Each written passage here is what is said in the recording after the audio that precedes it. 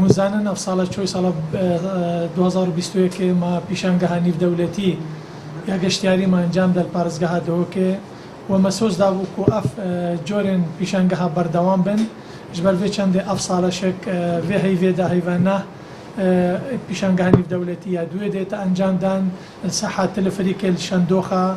roja 27 heyvê pêncî êvarî dê êta vekirin înşallah.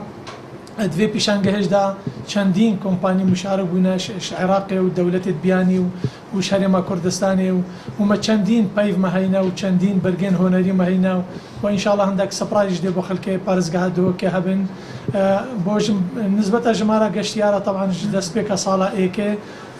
yani heyva êkê heta noka nîzîkî milyonek û 600,000 kesek pişikdar bûye û hûn zanişek çendîn ciyên geştyariya tîne vekirin û çendîn ciyên geştyarîşek